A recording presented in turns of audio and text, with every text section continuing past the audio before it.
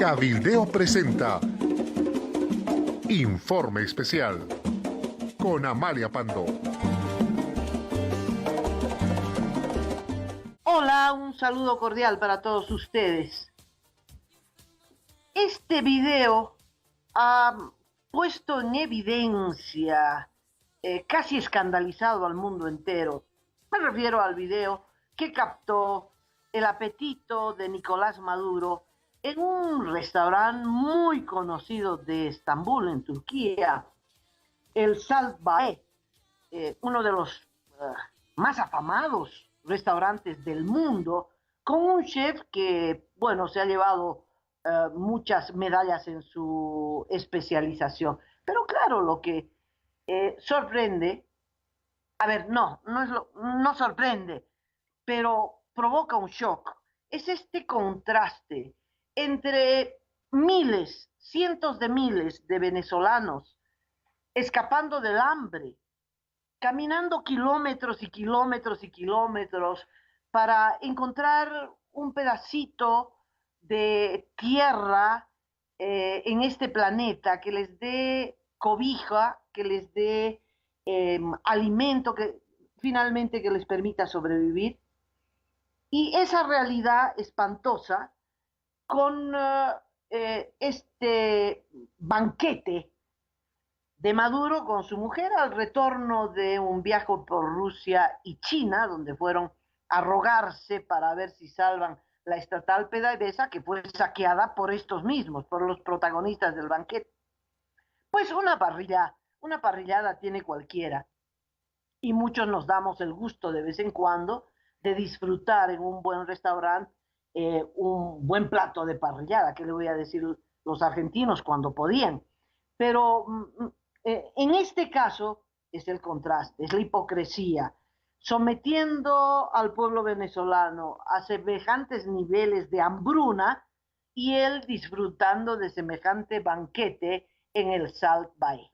Bueno, la imagen lo dijo todo, mucho más que las denuncias cotidianas del asalto a Venezuela, que se llevaron 2.000 millones de dólares a Andorra, que agarraron a otro grupo de venezolanos del régimen que salieron con 1.000 millones, que en Estados Unidos decomisaron las cuentas con 100 millones. En las investigaciones de la Argentina salta también un testimonio que hicieron un negociado entre Néstor Kirchner y Hugo Chávez y que a cada uno le tocó 25 millones de dólares, en fin. El banquete. Se están dando un banquete a costa de la hambruna del pueblo. Y el hecho concreto es que no han caído, a pesar de la hambruna, a pesar de la crisis económica. Ya uno no puede creer cuánto más van a profundizar esa crisis económica, hasta dónde más puede llegar un país. En fin, no los han movido, no los han movido a punta de represión, a punta de miedo, a punta de descalabro. Y Maduro está feliz que se vaya la gente, porque todos los que se van no los van a molestar si lo que quieren ellos es quedarse con el país.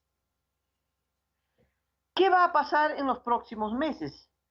De momento, Venezuela y la dictadura de Daniel Ortega en Nicaragua están aislados en el continente.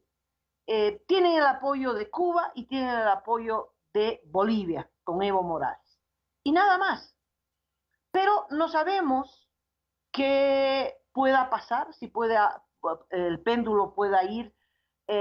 Otra vez no creo hacia el socialismo del siglo XXI, que como proyecto está desmoronado y fracasado, pero un péndulo hacia centro izquierda que proteja y alargue la tragedia de estas dos dictaduras, y no sabemos qué va a pasar si Evo Morales se convierte en el tercer dictador de la región. En diciembre próximo asume la presidencia de México López Obrador, que es el primer izquierdista que llega al poder en México. Durante la campaña electoral, López Obrador ha tomado distancia de Venezuela y de Nicaragua porque electoralmente esto no era prudente. Pero no sabemos si va a continuar con la política del saliente Enrique Peña Nieto, que ha sido claro y contundente. El voto de México en el Grupo de Lima, en las resoluciones en contra de Venezuela y de Nicaragua, ha sido central. México es un de nuestra región y por lo tanto su voto es trascendental. Esto es lo que se espera saber. Este es el misterio que se va a develar cuando López Obrador tome el gobierno, asuma el gobierno democrático en México. ¿Respaldará a Venezuela? ¿Se hará el loco? ¿Se retirará del Grupo de Lima? No hay respuestas porque él mismo y su gobierno, aunque ya están en la fase de transición, no ha dado ningún indicio a propósito de este tema que es central para el destino de nuestra región. El próximo 7 de octubre se desarrollan elecciones en el Brasil.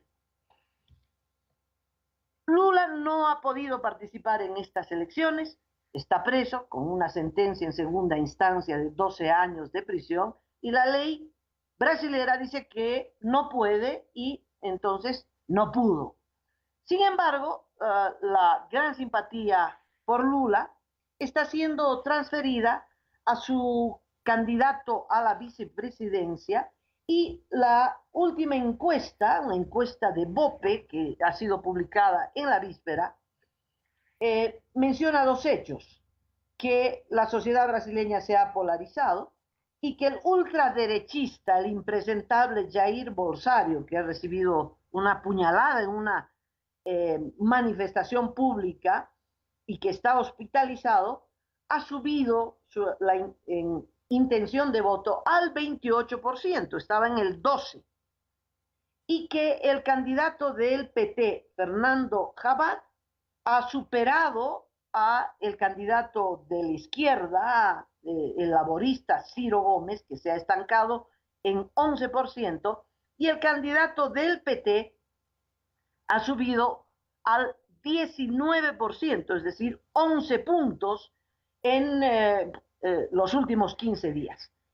Esta encuesta también dice que si estos porcentajes se ratifican en la elección del 7 de octubre, habrá una segunda vuelta y ante esa posibilidad, tanto Bolsonaro como Haddad estarían empatados en un 40% cada uno.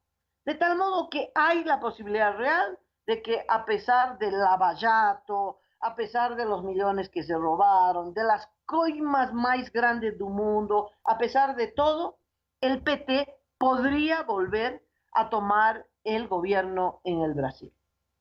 No será el PT de Lula, ni será el PT de la bonanza, pero será el PT.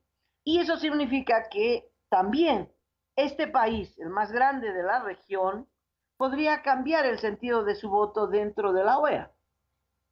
Y por lo tanto, lanzar una madera de salvación al gobierno de Nicolás Maduro y al gobierno de Nicaragua.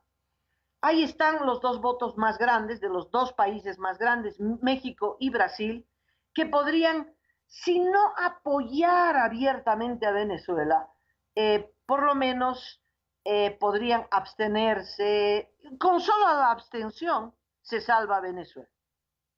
En este marco, la posición del secretario general de la OEA, Luis Almagro, pues quedaría sin el respaldo de estos dos grandes países. A esto se suma que Michelle Bachelet, la expresidenta de Chile, que siendo presidenta fue integrante del Grupo de Lima, que repudió la represión en Venezuela, que dijo que en Venezuela la democracia había sido secuestrada, que no apoyó la elección de la constituyente, etcétera, etcétera. Pero ni bien salió del cargo de ejecutiva, Michelle Bachelet ha tenido una posición muchísimo más permeable, ha ido a visitar a Lula, se sacó una foto con la camiseta de campaña de Lula, eh, hizo una campaña dentro de su país de recolección de firmas entre intelectuales y otros encabezados por ella, pidiendo a las autoridades electorales y judiciales del Brasil que habiliten nomás a Lula, y Michelle Bachelet, que además ha participado como invitada en una entrevista de Rafael Correa, porque Rafael Correa, que está en el exilio perseguido por corrupción también, ahora se las da de periodista y hace entrevistas. Y entonces una de sus invitadas, Michelle Bachelet, que accedió a ser entrevistada, caramba, por Rafael Correa. Bueno, esta nueva Michelle Bachelet ha sido nombrada como alta comisionada de las Naciones Unidas, para las Naciones Unidas, en materia de derechos humanos. Es decir, el tema más sensible en nuestra región, la violación sistemática de derechos humanos en Venezuela, en Nicaragua y en nuestro país, resulta que será atendida por Michelle Bachelet. Por el tema marítimo no es muy amiga de Evo Morales, pero también podría ser la tabla de salvación junto con el PT si gana y junto con López Obrador si es que cambia de posición en México, la tabla de salvación para Venezuela y Nicaragua.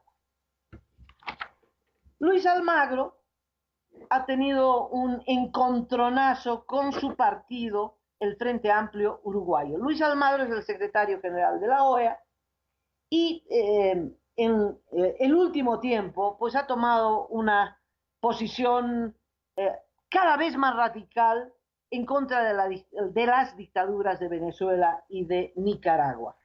Y en esa posición radical ha expresado, ¿no? Se le salió una frase políticamente incorrecta que dice, no se debe descartar una intervención militar en Venezuela para derrotar al chavismo.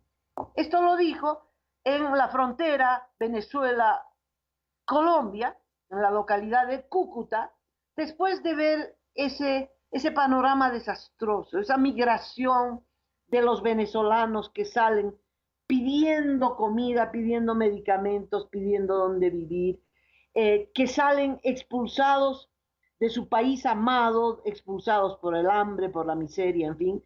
Impresionado, Almagro lanza esta frase que, como le digo, es políticamente incorrecta. Levantó un revuelo en el Frente Amplio y su partido, eh, donde está el Partido Comunista, que sabemos todos los partidos comunistas de la región son partidos sometidos a Cuba, y Cuba es pues el mayor interesado en mantener a Nicolás Maduro, porque en realidad no gobierna Nicolás Maduro, sino la cúpula política de Cuba. Cuba se ha adueñado de Venezuela y los partidos comunistas están al servicio de ese proyecto político. Entonces, el Frente Amplio le sacó tarjeta roja y hasta lo amenazaron con expulsarlo. Entonces, Luis Almagro respondió muy indignado ante este pronunciamiento del Frente Amplio, tomando distancia de la declaración de Luis Almagro, y les dijo, ¿qué les pasa? Eh, lo que hay en Venezuela es una campaña de exterminio. ¿De qué estamos hablando? Eso es lo que defienden, por favor. Defienden a las dictaduras, defienden la opresión, defienden las torturas y a los torturadores, defienden a los asesinos, defienden a los violadores de los presos políticos. Eso es lo que están defendiendo. Por favor, no sean ridículos, no sean imbéciles, les dijo Luis Almagro. Casi de manera inmediata y a manera de respuesta, en una intervención pública en las últimas horas, Diosdado Cabello, el segundo hombre del régimen venezolano, como Maduro estaba en el banquete en Turquía, él tomó la palabra y dijo, bueno, Almagro se va a ir de la Secretaría General de la OEA el 2020, se va a ir, no sé dónde se vaya, pero de que se va a ir, se va a ir. Pero para entonces seguirá gobernando Venezuela Nicolás Maduro. Pueden anotarlo, eso es seguro. No sé si vaya a ocurrir. quisiéramos que no. Pero depende quién gana el Brasil, depende qué posición tome López Obrador en México, depende si Michelle Bachelet va a seguir defendiendo los derechos humanos o si Michelle Bachelet va a eh, preferir tomar una posición ideológica, no lo sabemos. Pero este panorama también va a determinar el nuestro o lo que ocurre en Bolivia si el 21F se hace respetar y se inhabilita a Evo Morales. Es posible que también el futuro de toda la región pueda cambiar.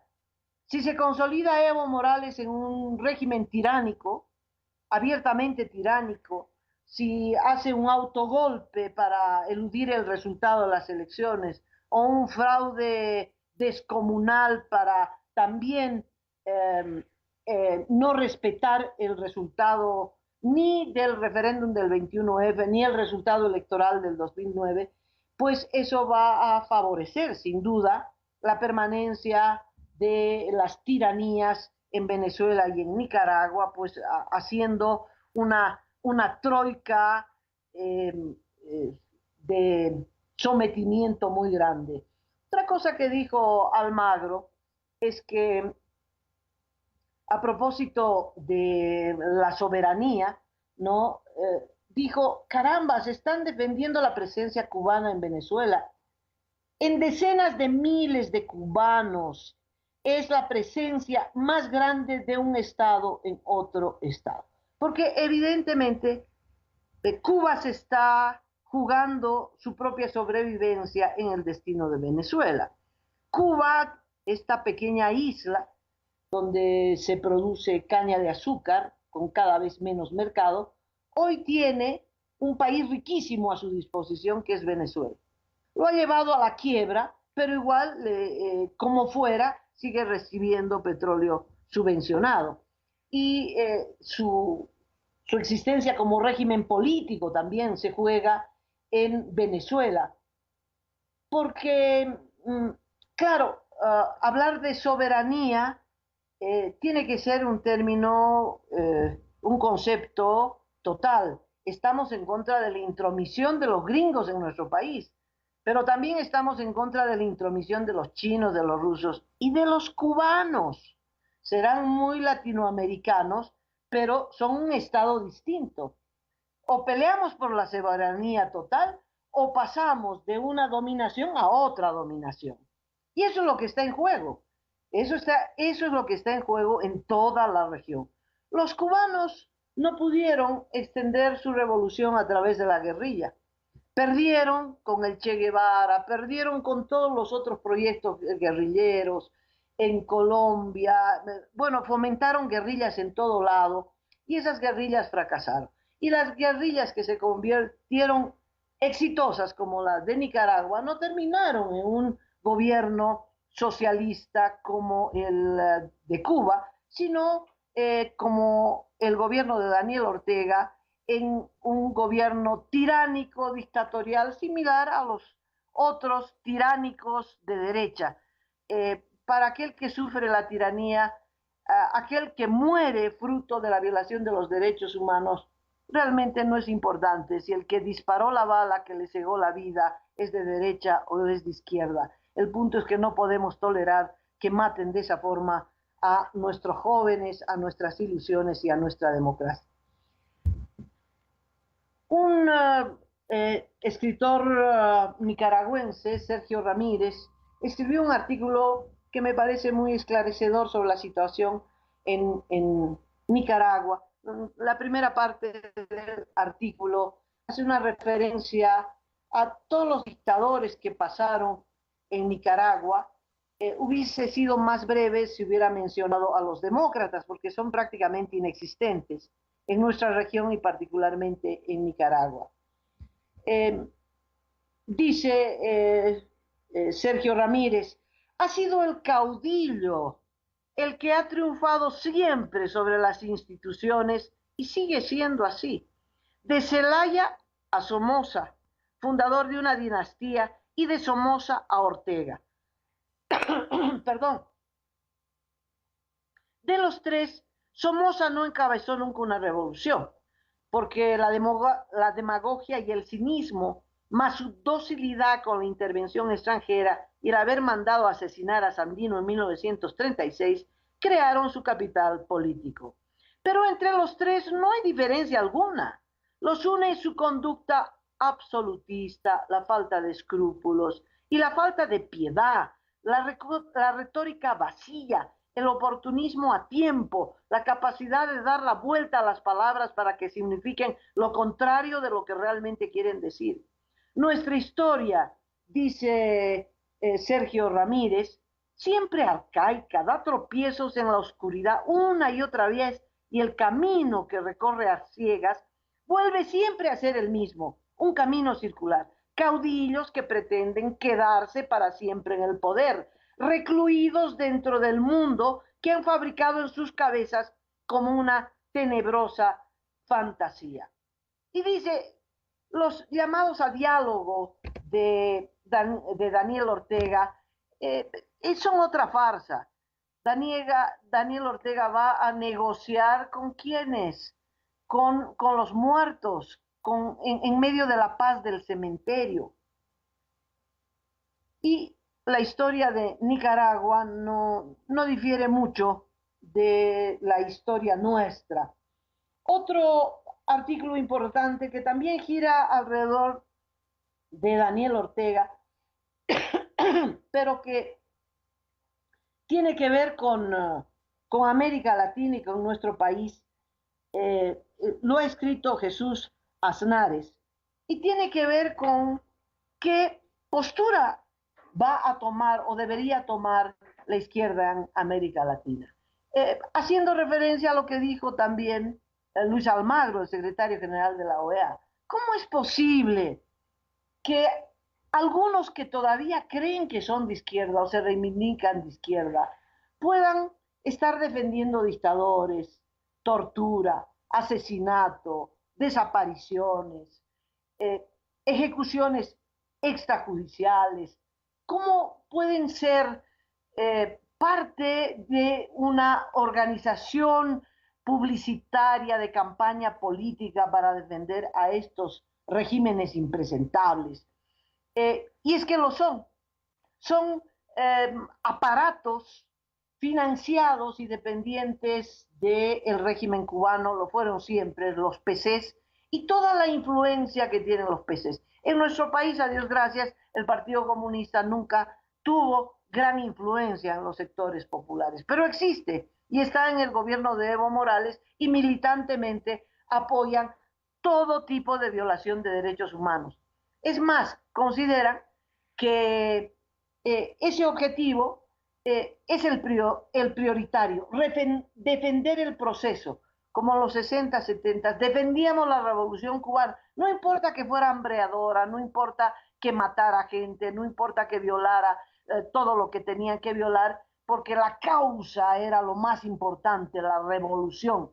Y había que defender la revolución a pesar de los pesares. Y es la misma lógica en la misma escuela, la que lleva a sectores de izquierda y de trabajadores a defender estos regímenes dictatoriales. Y en este artículo, Jesús Aznares dice lo siguiente: la retórica antiimperialista lastra el juicio de buena parte de la izquierda latinoamericana, históricamente rebelde contra las dictaduras castrenses apadrinadas por Estados Unidos, pero incapaz de movilizarse contra el autoritarismo del gobierno de Nicaragua, que después de haber sofocado a tiros las manifestaciones opositoras, completa el desguace con redadas policiales casa por casa. La última reunión del Foro de San Paulo cerró filas con el régimen de Managua, divorciado desde hace 2 décadas de los anhelos de justicia y transformación social pretendidos por la revolución sandinista en 1979. El organismo que agrupa a los partidos de la izquierda regional atribuye a la intromisión de Estados Unidos la culpa de la crisis de Nicaragua, país en el que se estaría implementando la fórmula que viene aplicando el imperialismo norteamericano a los países que no responden a sus intereses hegemónicos, causando violencia, destrucción y muerte mediante la manipulación y la acción desestabilizadora de los grupos terroristas de la derecha golpista. Eso es lo que dicen. Por lo tanto, esa derecha lacaya del imperio, amamantada empresarialmente por Daniel Ortega, es la única responsable de la crisis. Y el comandante y su lugarteniente Rosario Murillo, sus víctimas. Podríamos aplicar lo mismo, el mismo texto, cambiando nombres en Venezuela o en Bolivia. La izquierda, deficitaria en democracia, permanece varada en el mutis, el encubrimiento y el miedo escénico. Le cuesta reconocerse que la revolución que acabó con la tiranía somocista y el intervencionismo yanqui en la tierra de Sandino se han transformado en algo que no es izquierda, ni progreso, ni democracia. El izquierdismo enrocado facilita la vulneración de los derechos humanos denunciada por los organismos que velan por su observancia, nada sospechosos de ser asalariados del imperio. Muchísimo menos los firmantes de un documento muy representativo, porque entre quienes lo suscriben, desde el desengaño y la militancia, figuran voluntarios que se han partido el pecho por la justicia social en Nicaragua, maltrecha desde que la pareja presidencial subordinó la lucha contra el subdesarrollo a su permanencia en el poder. Lo perdieron en las generaciones de 1990, pero maniobraron para ganar siempre. La fórmula fue una alianza con la iglesia y la gran empresa depositan para ganar las elecciones. La izquierda que cayó entonces y no sea capaz de leer esa realidad, ahora no tendría ninguna autoridad ni debería extrañarse de que la espontánea sublevación de estudiantes y agrupaciones populares sea pasto de oportunistas y reaccionarios, advierten los firmantes de esta declaración. Canibalizarán sus ideales, sí, frente a la verdad. Opta por la complicidad de casta y la lealtad a unas siglas corrompidas. El diálogo nacional prometido por Ortega también huele mal. Probablemente lo ofrezca cuando desde las tumbas de los baleados emerjan la bandera blanca de la rendición y la paz de los cementerios. En otras palabras, Ortega no va a negociar, salvo que ya se sienta absoluto ganador y solamente podría negociar con las almas en los cementerios, porque él no está dispuesto a negociar con nadie más. Bueno, esta es la disyuntiva de la izquierda. ¿Va a surgir una nueva izquierda? Esa es la posibilidad. ¿Va a surgir una izquierda democrática fruto de estas experiencias traumáticas? ¿O la crisis económica, como en la Argentina, va a llevar al electorado a los brazos de Cristina Kirchner? ¿Qué me importa si robó? ¿Qué me importa los maletinazos? ¿Qué me importa si saquearon la mitad del país? Cuando Cristina, la luz eléctrica estaba subvencionada y eso es lo que me interesa. En cambio, el actual presidente ha echado unos tarifazos, la crisis es tal, la inflación descomunal, etcétera, etcétera, etcétera, que preferible es volver a los brazos de Cristina Kirchner. ¿Será que esa lógica podría primar también en Venezuela, también en Nicaragua? Yo creo que no. Yo creo que el electorado va a sacar una síntesis.